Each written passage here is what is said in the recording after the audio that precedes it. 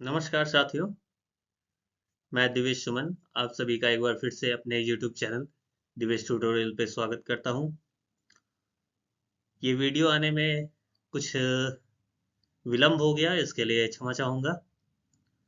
आज का जो हमारा टॉपिक है वो मैंने फिजिक्स से लिया है, जिसके अंतर्गत मैं आज आपको ऑप्टिक्स, जो फिजिक्स का एक ब्रांच है, उससे जुड़ी कुछ जानकारियाँ आप तक पहुँचाने की कोशिश करूँगा। अगर मैं ऑप्टिक्स की बात करूँ तो ऑप्टिक्स फिजिक्स का वो ब्रांच है जिसके अंदर हम लोग लाइट के बारे में स्टडी करते हैं, प्रकाश के बारे में अध्ययन करते हैं। ठीक है, तो बिना वक्त गंवाए, आपका ज़्यादा समय लिए बगैर इस वीडियो को शुरुआत करते हैं। ठीक है, सबसे पहले मैं फिजिक्स की कुछ बेसिक जो टर्म्स हैं और जो कुछ इंफॉर्मेशन है वो आपके साथ साझा करने की कोशिश करूंगा। जब मैं फिजिक्स की बात करता हूँ तो फिजिक्स को सबसे पहले डिफाइन करना आवश्यक हो जाता है।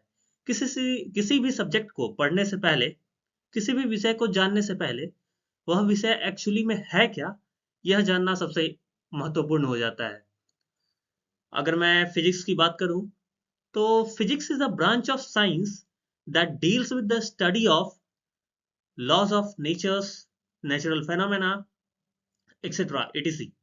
ठीक है, इस स्टेटमेंट से ये पता चलता है कि फिजिक्स एक ऐसा ब्रांच है साइंस का जो नेचुरल फेनोमेनास, जो नेचर में जो घटनाएं घटित हो रही हैं, उनसे डील करने की कोशिश करता है। ओके, इसी फिजिक्स के अंतर्गत ऑप्टिक्स उसका एक पार्ट है। अब अगर मैं ऑप्टिक्स को डिफाइन करने की कोशिश करूं तो मैं कुछ इस प्रकार इसे डिफाइन करूंगा कि optics is a branch of physics that deals with the study of light and it's phenomena.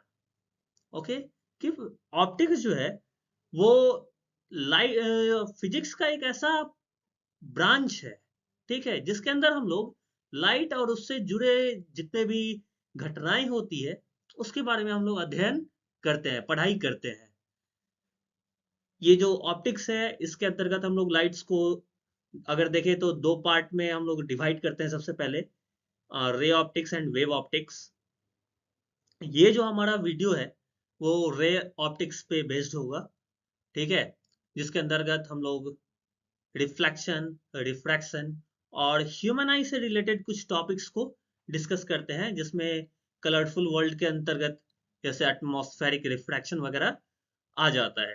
ठीक है, जो हमारा दूसरा जो पार्ट हो जाता है ऑप्टिक्स का, वेव ऑप्टिक्स, इसके अंतर्गत हम लोग लाइट के वेव नेचर को स्टडी करने की कोशिश करते हैं, जिसमें हाइजेंस प्रिंसिपल, ठीक है, और भी बहुत सारी टॉपिक्स जो है young slit, double slit experiment वगैरह आ जाता है। ठीक है, तो सबसे पहले अब हम स्टार्ट करते हैं अपने लाइट के पहले पोर्शन, जो कि रिफ्लेक्शन है, उसको। ठीक है, अब यहाँ पे आप देख सकते हो कि जब मैं लाइट की बात करता हूँ तो लाइट जो है वो एक एनर्जी है, फॉर्म ऑफ एनर्जी है। ठीक है, लाइट एक ऐसी एनर्जी है जो हमें सेंसेशन ऑफ विजन प्रोवाइड करती है, किसी ऑब्जेक्ट को देखने में हमें हेल्प करती है। ठीक, अगर इसके कैरेक्टरिस्टिक्स की बात करें तो लाइट एक इलेक्ट्रोमैग्नेटिक वेव है। इसके बारे में अगर हम देखें तो सबसे पहले मैक्सवेल, ठीक है, जेम्स क्लार्क मैक्सवेल ने 1850s में इसके बारे में इंफॉर्मेशंस देने की कोशिश की थी। उन्होंने ये चीज प्रेडिक्ट करा था, ठीक है, अपने कैलकुलेशंस के बेसिस पे कि लाइट क्या है, एक इलेक्ट्रोमैग्नेटिक वेव है, जो कि आगे चल के फिर साबित भी हुआ। इसी तरीके से अगर हम आगे देखें तो लाइट के पास डुअल नेचर होता है। डुअल नेचर में अगर मैं बात करूं तो लाइट पार्टिकल नेचर और वेव नेचर दोनों शो करती है।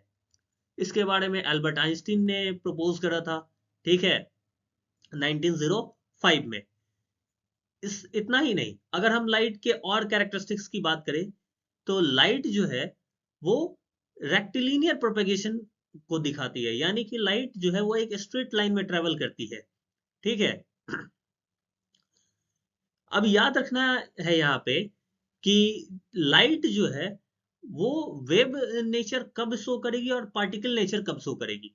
तो अगर लाइट जब ट्रेवल कर रही है, ठीक है, तो वो एक वेव के फॉर्म, उसका जो वेवलेंथ है वो, ठीक है, वो अगर कोई सरफेस उसके सामने आया और उस सरफेस से ज्यादा है, वेवलेंथ जो है लाइट का वो क्या है, ज्यादा है, और सरफेस का अगर कम है एरिया, तो इन दैट कंडीशन वो जो क्या करेगी, लाइट उससे टकरा के उसके साइड से उसके एज की ओर मुड़ करके उसको क्रॉस करने की कोशिश करती है। इस कंडीशन में हम लोग ये कहते हैं कि लाइट जो है वो अपना वेव नेचर शो कर रही है, ठीक है। वहीं पे अगर वो वेव लेंथ जो है लाइट का वो अगर कम हो गया ऑब्जेक्ट से, ठीक है, सरफेस से, इन दैट कंडीशन जो है वहां पे लाइट उसको क्रॉस नहीं कर पाती है, तो इसे हम लोग पार्टिकल नेचर कहते हैं। वन मोर थिंग, कि जो पार्टिकल है लाइट का, इसको हम लोग फोटोन कहते हैं। और फोटोन आप सभी जानते हैं कि फोटोन को हम लोग पैकेट ऑफ एनर्जी भी कहते हैं, ठीक है।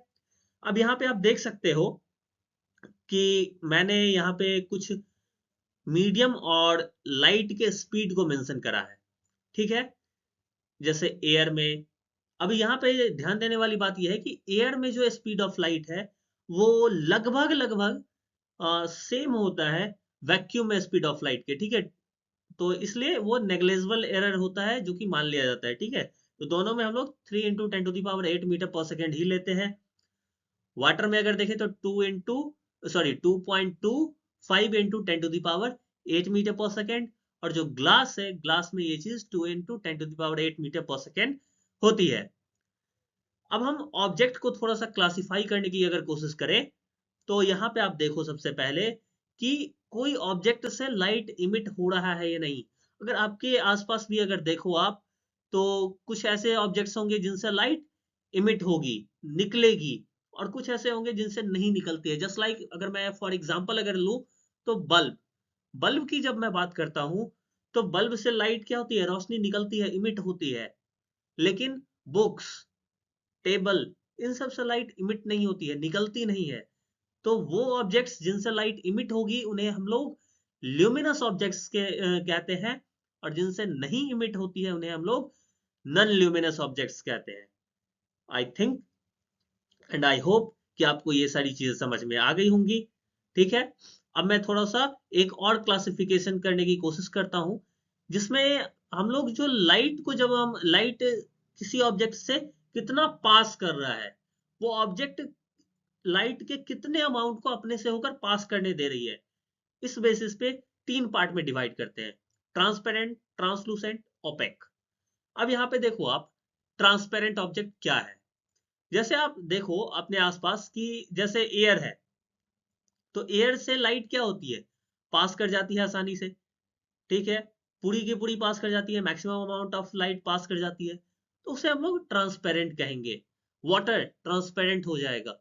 लेकिन वहीं पे अगर आप एक फ्रॉस्टेड ग्लास देखो, जैसे आप यहाँ पे देखो, ये वाला जो है ये फ्रॉस्टेड ग्लास है, तो फ्रॉस्टेड ग्लास में क्या होता है, लाइट पूरी तरीके से नहीं ट्रेवल कर पाती है, ठीक है, कुछ ही अमाउंट ऑफ लाइट पास करती है। इसे हम लोग क्या कहते हैं, ट्रांसलूसेंट।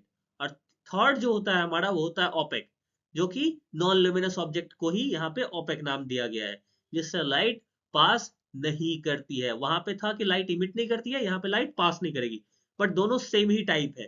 जैसे कोई ऑब्जेक्ट सपोज अगर बुक ले ले, तो बुक से लाइट क्रॉस नहीं कर पाती है, पास नहीं कर पाती है, तो वो क्या हो जाएगा, हमारा ओपेक हो जाएगा, ठीक है।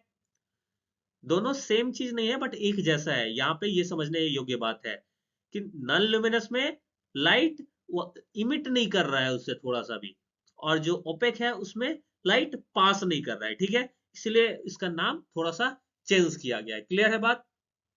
आगे बढ़ते हैं।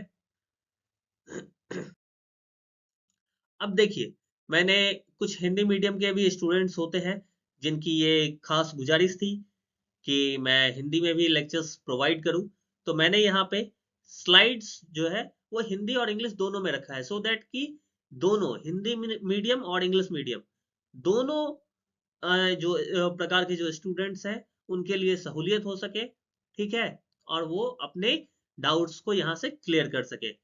तो आई होप कि ये आपके लिए हेल्पफुल होगा। तो यहाँ से आप हिंदी मीडियम वाले जो भी हैं, आपको जो भी सारी चीजें मैंने इससे पहले वाले स्लाइड में समझाई है, जैसे कि लाइट क्या होता है, ठीक है, उसकी क्या क्या प्रकृति है या लक्षण कहिए आप, ठीक है। इसके बाद मैक्सवेल ने क्या बताया था इलेक्ट्रोमैग्नेटिक वेव यानी कि विद्युत चुम्बकीय तरंग के बारे में, या फिर अल्बर्ट आइंस्टीन ने डुअल डुअल नेचर के बारे में क्या बताया था, ऑब्जेक्ट का क्लासिफिकेशन, उस सारी चीजें मैंने यहाँ पे हिंदी में मेंशन कर दिया। आप यहाँ से नोट डाउन करके अपने नोट्स प्रिपेयर कर सकते हो। आगे बढ़ते हैं। अब यहाँ पे देखिए, जब लाइट की हम बात करते हैं तो यहाँ पे सबसे पहले समझना है कि लाइट स्ट्रेट लाइन ट्रेवल कर रही है। अब लाइट जैसे ही यहाँ पे स्ट्रेट लाइन ट्रेवल की, ऐसे सपोज करो आप, तो उसका कोई ना कोई पाथ होगा, और पाथ होगा तो पाथ का कुछ डायरेक्शन होगा। तो वो जो डायरेक्शन है उसको हम लोग कहते हैं रे, ठीक है। दूसरी चीज कि जो बीम ऑफ लाइट क्या होता है, तो हम लोग सिंपली अगर कहें तो ग्रुप ऑफ रेज या फिर बंडल ऑफ रेज को हम लोग यहाँ पे बीम ऑफ लाइट कहते हैं। ये तीन टाइप का होता है, पैरेलल, डाइवर्जेंट, कन्वर्जेंट। अब यहाँ पे आप देखो ये पैरेलल क्या है। पैरेलल वो है जिसमें ये सारे रेज एक दूसरे के पैरेलल हो गए, आप यहाँ पे देख सकते हो। लेकिन यहीं पे आप ये डाइवर्जेंट में देखो, डाइवर्जेंट में क्या हो रहा है, एक पॉइंट से डाइवर्ज हो रहा है, ठीक है, निकल के दूर जा रहा है। इसको हम लोग डाइवर्जेंट बीम ऑफ लाइट कहेंगे। वहीं पे जो कन्वर्जेंट होता है उसमें क्या हो रहा है, एक ही पॉइंट पे आके सब मिल रहा है। अब आप यहाँ पे ध्यान देना कि पैरेलल वाले को तो हम लोग समांतर किरण पुंज कह लेते हैं, ठीक है। डाइवर्जेंट वाले को हम लोग अपसारी किरण पुंज कहते हैं, और जो कन्वर्जेंट होता है उसको अभिसारी किरण पुंज कहते हैं, ठीक है। अब यहाँ पे आप आ जाओ, मैं थोड़ा सा अपना पहले थोड़ा सा हाइड कर लूं, सो दैट कि आपको ये सारी चीजें यहाँ पे जो फैक्ट्स मेंशन है वो आपको क्लियर दिखे। अब आप यहाँ देखो, सबसे मैं पहले मैं रिफ्लेक्शन को एक्सप्लेन करता हूँ थोड़ा सा। रिफ्लेक्शन होता क्या है, तो किसी भी चीज का वापस सेम मीडियम में आना, यानी कि कोई ऑब्जेक्ट है सपोज, जैसे वो थ्रो किया गया, तो दीवार सामने पड़ा तो दीवार से टकरा के फिर से वो सेम मीडियम में वापस आ गया। जैसे आप लोग बैट ले लो, बैट से आपने बॉल को हिट करा, तो बॉलर ने जब बॉल फेंका तो उसके सामने जैसे आप बैट लगाए, तो बैट से क्या हो गया, टकरा के बॉल फिर वापस उसी तरफ चली गई। इसी चीज को रिफ्लेक्शन कहते हैं, ठीक है। तो यहाँ पे भी लाइट वही होता है, लाइट के साथ भी। जैसे आप यहाँ देखो, ये रिफ्लेक्टिंग सरफेस है, यहां से लाइट क्या हो रही है, ये इंसिडेंट रे आ रही है, और यहाँ टकरा के पॉइंट ऑफ इंसिडेंस पे टकरा के, जहां पे वो टकराती है उसे हम लोग पॉइंट ऑफ इंसिडेंस कहते हैं, और फिर से ये वापस चली गई, इसे हम लोग कहेंगे रिफ्लेक्टेड रे, ठीक है। अब इस दौरान कुछ यहाँ पे टर्म्स आ जाते हैं, उन टर्म्स को समझना जरूरी है कि ये जो सरफेस था इस पे जो हम लोग ये परपेंडिकुलर लाइन, एक इमेजिनरी लाइन, ठीक है, जो कि परपेंडिकुलर होता है, उसे ड्रॉ करते हैं, उसे हम लोग नॉर्मल कहते हैं। और ये नॉर्मल इंसिडेंट रे के साथ जो एंगल बनाए उसे एंगल ऑफ इंसिडेंस कहेंगे। अगर रिफ्लेक्ट एंगल ऑफ रिफ्लेक्शन क्या हो जाएगा, तो रिफ्लेक्टेड रे के साथ नॉर्मल का जो एंगल होगा, राइट। ग्लांसिंग एंगल क्या होता है, तो लाइट रेज जो है नॉर्मल के साथ तो एंगल बना रही है, लेकिन आप गौर करो तो इधर भी तो ये एंगल बना रही है सरफेस के साथ। तो सरफेस के साथ जो एंगल बनाती है उसे हम लोग ग्लांसिंग एंगल कहते हैं।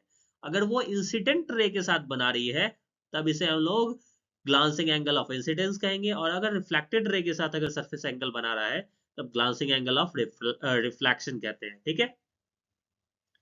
एक और टर्म होता है जो कि एंगल ऑफ डेविएशन होता है। एंगल ऑफ डेविएशन की जब मैं बात करूंगा, तो यहाँ पे रिफ्लेक्टेड रे, जो कि लाइट रिफ्लेक्ट करने के बाद जो जा रहा है, ये वाला पाथ, ठीक है, और लाइट को एक्चुअल जो जाना था, ठीक है, ये वाला पाथ, इसके बीच का जो ये एंगल है, this is angle of deviation, कि लाइट को जाना कहाँ था और गया कहाँ, उसके बीच कितने का डेविएशन हुआ, ठीक है। अब ये जो रिफ्लेक्शन है इसके दो लॉज हैं, कि ये इंसिडेंट रे, रिफ्लेक्टेड रे और नॉर्मल तीनों एक ही पॉइंट पे होते हैं, एक ही प्लेन पे होते हैं, ठीक है, ये सारे सेम प्लेन पे लाई करेंगे। दूसरी बात कि एंगल ऑफ इंसिडेंस और एंगल ऑफ रिफ्लेक्शन दोनों इक्वल होता है हमेशा। अब यहाँ पे आपके लिए थोड़ा सा कॉन्सेप्चुअल चीजें हैं जो कि मैं आपको बताने की कोशिश करता हूँ। अच्छा आप देखो यहाँ पे ये नॉर्मल है, तो ये एंगल टोटल 90 बनाएगा, ठीक है। तो ये 90 अगर बना रहा है तो इसमें ये एंगल और इधर वाला एंगल ये दोनों इंक्लूड है ना।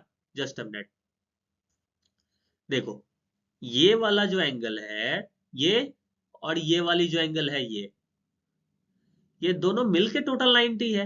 तो अगर आई एंगल हमको पता है, एंगल ऑफ इंसिडेंस अगर पता है, तो ग्लांसिंग एंगल निकालने के लिए क्या करेंगे, तो 90 माइनस एंगल ऑफ इंसिडेंस कर सकते हैं हम लोग। सपोज जैसे एंगल ऑफ इंसिडेंस 30 डिग्री है, तो ग्लांसिंग एंगल क्या हो जाएगा, तो 90 माइनस 30 यानी कि 60 डिग्री हो जाएगा। ठीक। अब दूसरी बात, एंगल आई और एंगल आर चूंकि इक्वल है, तो दोनों ग्लांसिंग एंगल भी तो सेम होगा। ठीक है। तो ये जो ग्लांसिंग एंगल ऑफ इंसिडेंस जितना होता है उतना ही ग्लांसिंग एंगल ऑफ रिफ्लेक्शन भी होता है। थर्ड पॉइंट, आप यहां पे गौर करो, ये एक स्ट्रेट लाइन है, जो रिफ्लेक्टिंग सरफेस है वो एक स्ट्रेट लाइन है। यहां पे आप देखो ऐसे, है ना। अच्छा मैं पहले ये इरेज कर देता हूं, फिर मैं ये समझाऊंगा।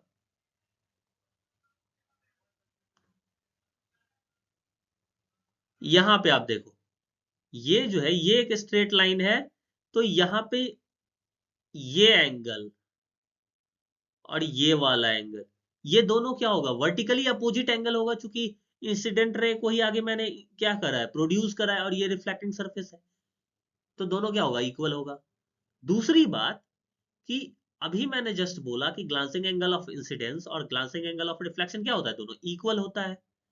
तो ये और ये भी क्या होगा, इक्वल होगा, है ना। इस तरीके से मैं कह सकता हूं, अगर ये x है, ग्लांसिंग एंगल अगर x है, तो ये भी x और ये भी x।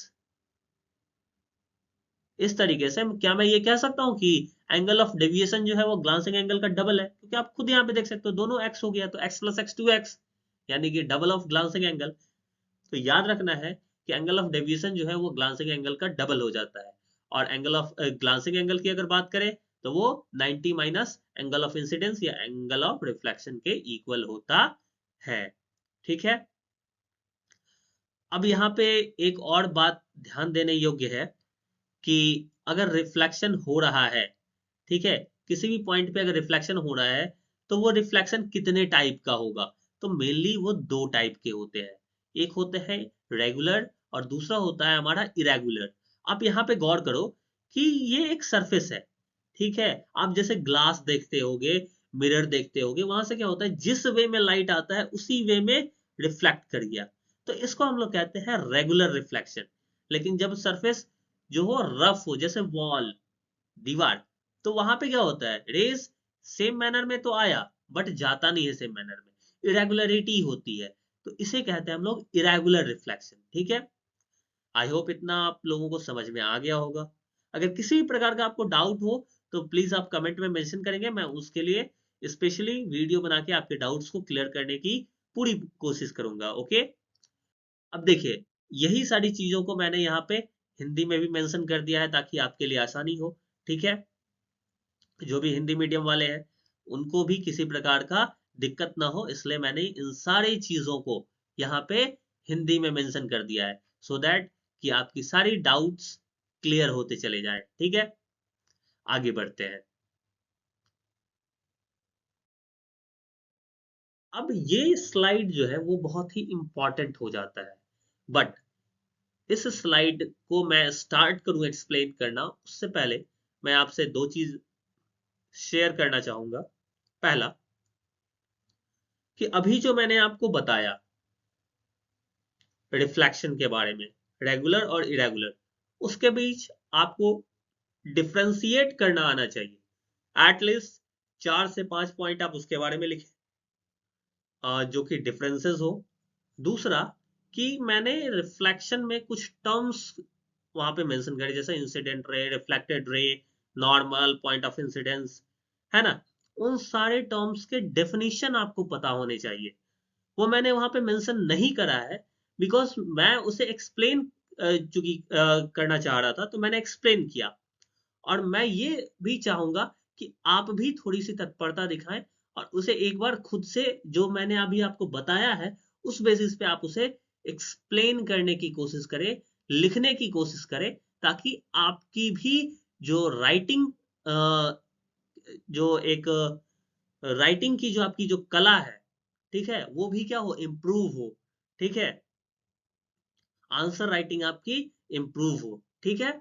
अब मैं इस वाले पोर्शन पे आ जाता हूँ। यहाँ पे आप देखोगे, अगेन मुझे अपना जो वीडियो है, मुझे खुद को हाइड करना पड़ेगा यहाँ पे, ताकि आप ये पिक्चर सही से देख पाए, ठीक है। यहाँ पे मैंने इमेज को एक्सप्लेन किया है, तो मैं पहले इमेज वगैरह एक्सप्लेन कर देता हूँ, फिर मैं हाइड कर लूंगा जब मैं प्लेन मिरर पे आऊंगा, ठीक है। सबसे पहले मैं समझने की कोशिश करता हूँ और समझाने की भी आपको कोशिश करूंगा कि इमेज क्या होता है।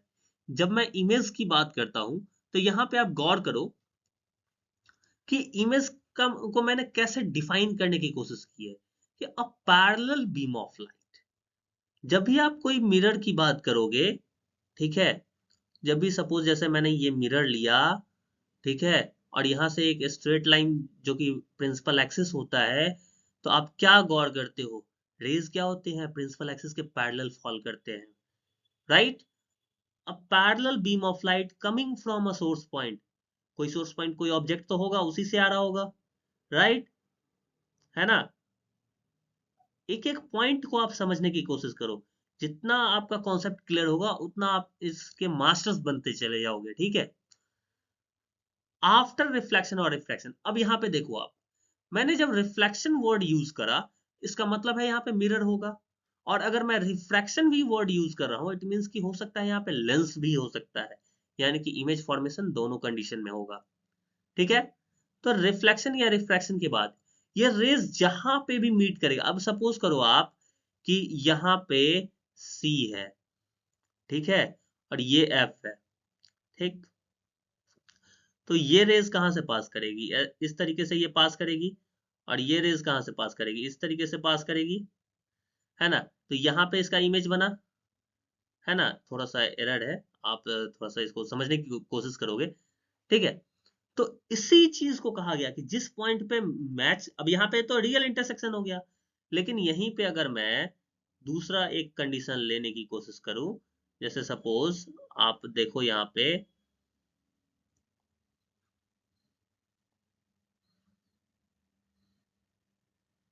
जैसे मैं खुद को हाइड करता हूं, तो आप यहाँ पे पिक्चर में देख पाओगे, यहाँ पे देखो आप, ये एक प्लेन मिरर है। अब यहाँ पे क्या हो रहा है, ये ऑब्जेक्ट था, तो यहाँ से लाइट टकरा के वापस आ गया, और ये यहाँ से, ये वाला देखो आप, यहाँ से ये ऐसे जा रहा है, यहाँ से टकरा के इधर चला गया। अब दोनों के पाथ को अगर मैं मिलाऊं, इधर अगर बैक में मिलाया जाए, इसको अगर बैक में मिलाया जाए, तो ये यहाँ पे क्या करता है, कि इमेज बनाने की कोशिश करता है। अब ये इमेज जो बना, जो बिहाइंड द मिरर बना, ये तो रियल इंटरसेक्शन नहीं है, ये तो वर्चुअल इंटरसेक्शन है ना। तो इसी चीज की बात की गई है कि या तो वो मीट करेगा, जैसे मैंने अभी आपको ड्रॉ करके दिखाया, या फिर यहाँ पे आप देखो, जैसे वो मीट करता हुआ अपीयर हो रहा है, लग रहा है, प्रतीत हो रहा है। तो इसी चीज को हम लोग क्या कहते हैं, इमेज कहते हैं, ठीक है। क्लियर होगा आई थिंक, प्रतिबिंब कहते हैं हिंदी में, ठीक है। अगर मैं इसको क्लासिफाई करने की कोशिश करूं, तो इमेज दो टाइप के होते हैं, एक हमारा रियल इमेज, और दूसरा होता है हमारा वर्चुअल इमेज। अब आपको टर्म से ही क्लियर है, अगर रियल इमेज है, इट मींस कि रेज जो होगा वो क्या होगा, रियल इंटरसेक्शन से होगा, ठीक है। इमेज कैसे फॉर्म होगा, तो रियल इंटरसेक्शन से, ओ सॉरी, अगर मैं यहाँ पे ड्रॉ करने की कोशिश करूं,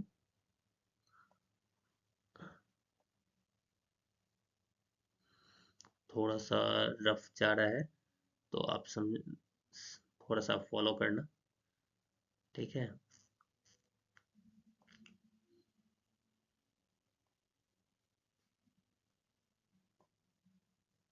अब आप ये पॉइंट देखो, यहाँ पे रेज क्या हो रहा है, यहाँ से ऐसे आया, और इधर से यहाँ से ये रिफ्लेक्ट कर गया, राइट।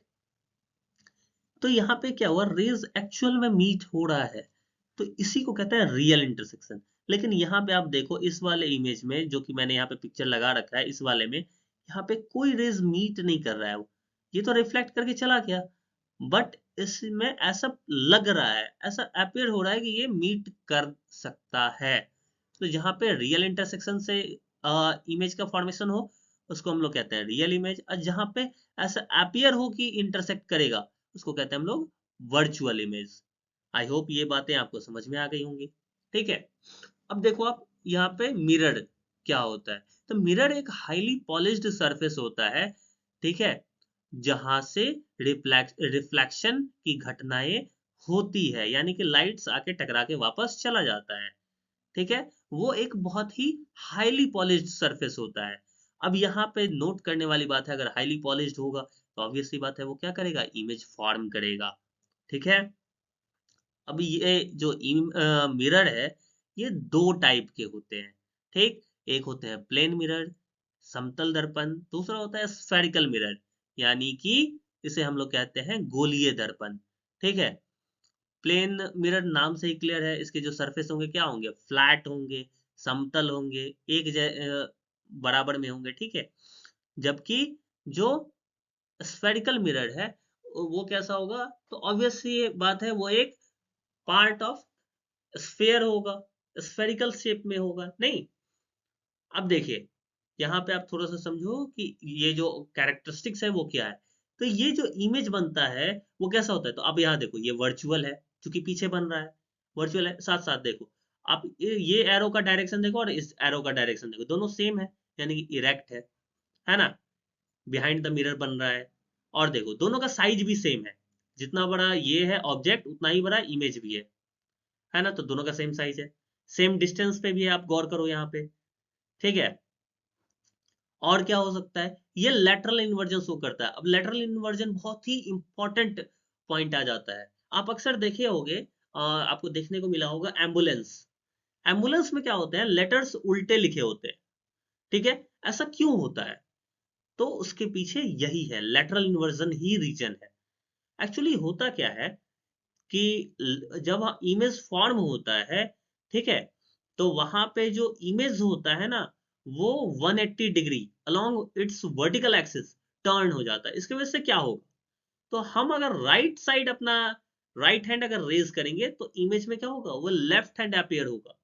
जैसे आप कभी आईने के सामने खड़े हो जाना और वहां पे अपने राइट हैंड को रेज करना, तो आपको ऐसा लगेगा कि इमेज में वो लेफ्ट हो रहा है, क्योंकि वो भी जिस डायरेक्शन में, जिस साइड आपका हाथ उठ रहा है उधर ही उसका भी इमेज में भी उठेगा। ठीक है, तो इससे आपको ऐसा लगेगा कि इमेज में भी क्या है, वो आपका जो राइट है वो इमेज का लेफ्ट हो जाएगा, क्योंकि वो आपकी ओर फेस करके रहता है, तो अपोजिट हो जाता है। ठीक, बट जो हैंड रेज हो रहा है वो सेम डायरेक्शन सेम साइड हो रहा है, तो इसलिए इसी चीज को हम लोग कहते हैं लैटरल इन्वर्जन। ठीक है, कि it is a phenomena in which the image of an object, okay, turns eight 180 degree along its vertical axis। Okay, आगे देखिए, इसको हम लोग स्क्रीन पे गेन नहीं कर सकते हैं। ऑब्वियस सी बात है, मैंने कई बार ये बातें रिपीट की है कि जो भी वर्चुअल इमेज होता है उसे हम लोग स्क्रीन पे गेन नहीं कर सकते हैं। अब यहाँ पे एक टर्म मैंने यहाँ पे इंक्लूड कर दिया, मैग्निफिकेशन। अब कुछ लोग अगर मैग्निफिकेशन के बारे में जानते हैं तो अच्छी बात है, अगर नहीं जानते हैं तो आप यहाँ समझ लीजिए। अब देखो आप, मैं थोड़ा सा खुद को हाइड करता हूँ सबसे पहले, फिर मैं बताता हूँ। यहाँ देखो आप, ये ऑब्जेक्ट का हाइट है, ठीक है, और ये इमेज का हाइट है। अगर सपोज करो यहाँ पे अगर ये 5 मीटर होगा तो इमेज भी 5 मीटर होगा, क्योंकि दोनों सेम सेम है। ठीक है, दूसरी बात, दोनों के आप साइन देखो, दोनों ही क्या है, अगर हम ओरिजिन देखें, ओरिजिन ये है ना, या फिर हॉरिजॉन्टल लाइन ये है, तो हॉरिजॉन्टल एक्सिस के एबव है दोनों, तो दोनों ही पॉजिटिव होंगे। तो ऑब्जेक्ट जो होता है वो और इमेज जो हो रहा है, तो दोनों के हाइट की मैं बात कर रहा हूं, तो दोनों ही पॉजिटिव है और सेम है। तो यहाँ पे इमेज की जो हाइट है वो और ऑब्जेक्ट की जो हाइट है वो, दोनों का जो रेशियो होगा, इसी को हम लोग मैग्निफिकेशन कहते हैं। ठीक है, यानी कि अगर हमको मैग्निफिकेशन कभी भी काउंट करना हो तो क्या करेंगे, तो इमेज की जो हाइट है, ठीक है, वो ले लेंगे, अपॉन में ऑब्जेक्ट की हाइट ले लेंगे। और एक चीज ध्यान रखना है कि दोनों का साइन क्या है, यानी कि दोनों पॉजिटिव है या दोनों नेगेटिव है, या एक पॉजिटिव एक नेगेटिव है ना, इन चीज को वहां पे ध्यान देना होता है। इससे हमें क्या पता चल जाएगा, ये रेशियो जब हम लोग कैलकुलेट करते हैं तो हमें मैग्निफिकेशन मिलता है। यहाँ पे आप ध्यान रखो कि जब भी हम किसी वर्चुअल इमेज की बात करें तो उसकी जो इमेज होती है उसका मैग्निफिकेशन पॉजिटिव देखने को मिलता है, ठीक है। और यहाँ पे चूंकि दोनों का साइज भी सेम है इसलिए वो +1 हो गया, ठीक है, +1 हो गया। आगे बढ़े, ठीक है। इसका भी मैंने हिंदी स्लाइड लगा रखा है, आप सारी चीजें यहाँ पे देख सकते हो, सारी चीजें समझ सकते हो, ठीक है। यहाँ पे आप देख सकते हो मैंने एक एक पॉइंट को हिंदी में एक्सप्लेन करने की कोशिश की है ताकि आपको किसी भी प्रकार का कोई समस्या नहीं आए।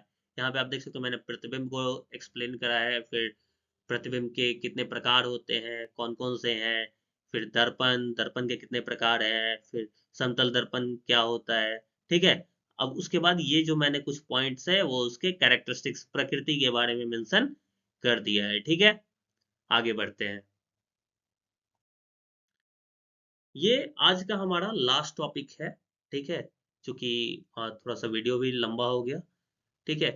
तो और चूंकि ये थोड़ा सा टेक्निकल सब्जेक्ट है तो इसे मैं बहुत ज्यादा नहीं खींच सकता, तो इसलिए थोड़ा थोड़ा करके समझेंगे और एक टॉपिक्स को एकदम क्लियर करके रखना है ताकि कभी भी फंसना नहीं है टॉपिक में। जो पढ़ लिया उसे इतनी अच्छे से पढ़ लेना है कि फिर उस टॉपिक में किसी प्रकार का कोई डाउट नहीं रह जाए, है ना। तो इस पॉइंट ऑफ व्यू के साथ पढ़ाई करनी है। अब यहाँ पे मैंने दो चीज मेंशन करा है। क्या क्या? तो अभी हमने पढ़ा कि साइज ऑफ इमेज जो होता है वो साइज ऑफ ऑब्जेक्ट के इक्वल होता है, और distance of image from mirror जो होता है वो ऑब्जेक्ट से जितना डिस्टेंस होता है उसी के इक्वल होता है। ये दोनों मैंने अभी कैरेक्टरिस्टिक्स वहां पे डिस्कस करा जस्ट पहले इसके। अभी मैंने यहाँ पे उसको क्या करा है, प्रूव करा है, ठीक है। डेरिवेशन मैंने आपको करके दिखाया है कि कैसे ये चीजें होती है, ठीक।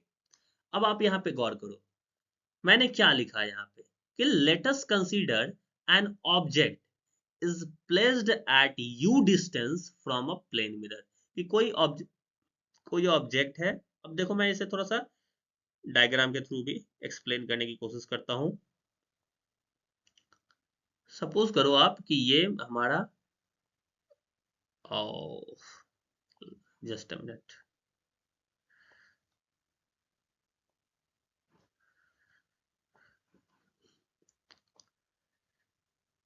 ये जैसे हमारा मिरर हो गया, ठीक है।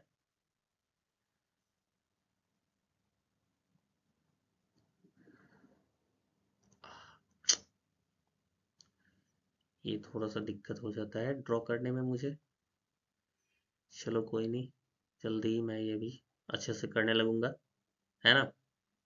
अब देखो, जैसे ये कोई ऑब्जेक्ट है, ठीक है। तो यहाँ पे सपोज आपका ये ऑब्जेक्ट है, ठीक। और इधर उसका इमेज बन रहा है यहाँ पे। तो ये जितनी हाइट होगी, ये जितनी हाइट होगी, ठीक है, उतनी ही यहाँ भी होगी। ये हम लोग तो पढ़ चुके हैं, है ना। अब आप एक बात बताओ, इसको हमने क्या लिया, यू लिया। अरे यार, जस्ट मिनट। अब आप यहाँ पे देखो, ये जो डिस्टेंस है इस डिस्टेंस को मैंने u मान लिया और ये वाले डिस्टेंस को मैंने v मान लिया, राइट।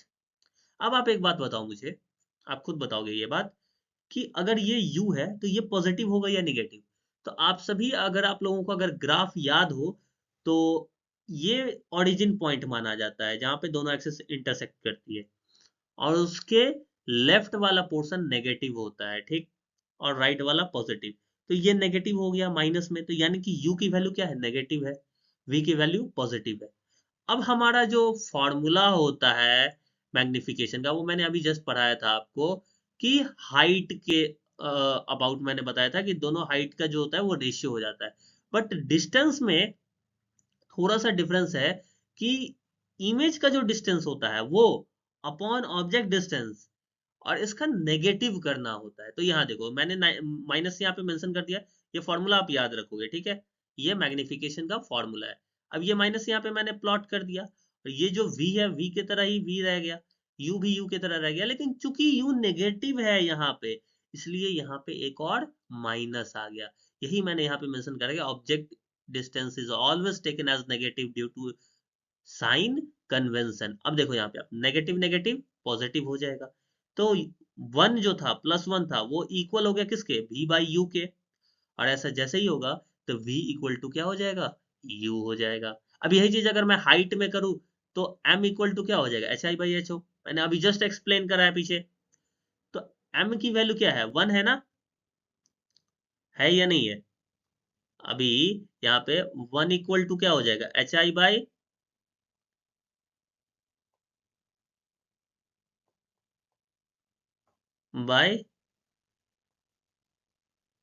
H O, right. अरे यार ये क्या ड्राइंग बन रहा है मेरे से। चलो आप समझ लेना, ठीक है।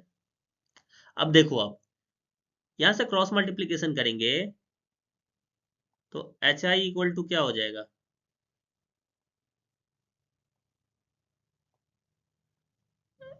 H O, right. यही तो हमें प्रूफ करना था।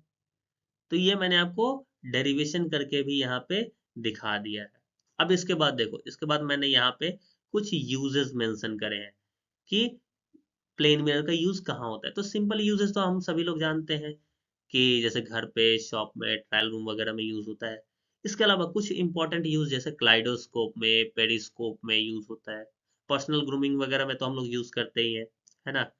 इल्यूजन्स क्रिएट करने में भी इसका यूज किया जाता है। आप देखते होंगे बहुत सारे, अगर डांस शोज वगैरह में आप देखते होंगे, इल्यूजन वगैरह क्रिएट करना हो या फिर कोई मैजिक शो वगैरह में, तो वहां पे भी इसका हेल्प लिया जाता है ना। या फिर कोई अगर शो वगैरह ऐसा कुछ है तो वहां पे इल्यूजन क्रिएट करने के लिए ऐसा किया जाता है, ठीक है। तो आज मैंने आपको प्लेन मिरर को एक्सप्लेन कर दिया, बहुत अच्छे से एक्सप्लेन कर दिया, हर एक टॉपिक को मैंने कवर कर लिया है, ठीक है। इसके बाद जो हमारा नेक्स्ट वीडियो होगा उसमें मैं आपको दो तीन टॉपिक क्लियर करने की कोशिश करूंगा जो कि स्फेरिकल मिरर से रिलेटेड होगा, ठीक है। क्योंकि स्फेरिकल मिरर मिरर में कई सारे डेरिवेशंस भी आ जाते हैं, जिसमें आपको मैं बताऊंगा कि कैसे जो फोकल लेंथ होता है वो रेडियस ऑफ कर्वेचर का हाफ होता है, ठीक है। या फिर जो हमारा मैग्निफिकेशन से रिलेटेड जो भी डेरिवेशन है, मिरर फार्मूला का जो डेरिवेशन है, ठीक है, ये सब। इसके अलावा वहां पे हमें कुछ और भी चीजें पढ़नी है, जैसे केस जो होता है, अलग अलग केसेस हैं इमेज फॉर्मेशन के, उसको डिस्कस करना है, ठीक है। तो उसके लिए आई थिंक मुझे एक या दो वीडियो तो लग ही जाएगा, ठीक है। तो मैं कोशिश करूंगा कि उसे भी बहुत ही जल्दी से जल्दी आप तक पहुंचा सकूं, ताकि आपकी जो ये पूरी की पूरी टॉपिक है, ठीक है, ये बहुत ही अच्छे से कंप्लीट हो जाए। देन आफ्टर फिर हम लोग रिफ्लेक्शन से रिफ्रैक्शन की ओर मूव करेंगे, ठीक है। अब यहाँ पे मैंने ये सारी चीजें करवा दी है। अब आप भी इसे अच्छे से एक बार वीडियो को आप पूरा वॉच करिए, देखिए, ठीक है। अगर आपका कोई डाउट रह जाता है तो आप मुझे कमेंट सेक्शन में बताएं, मैं उन चीजों को क्लियर करने की कोशिश करूंगा, ठीक है। बाकी आप सभी का धन्यवाद चैनल को इतना सपोर्ट करने के लिए। आगे भी इसी तरीके से सपोर्ट करते रहें।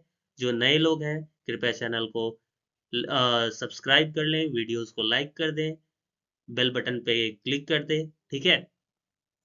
इसी तरीके की आपको और भी वीडियोस मिलती रहेगी।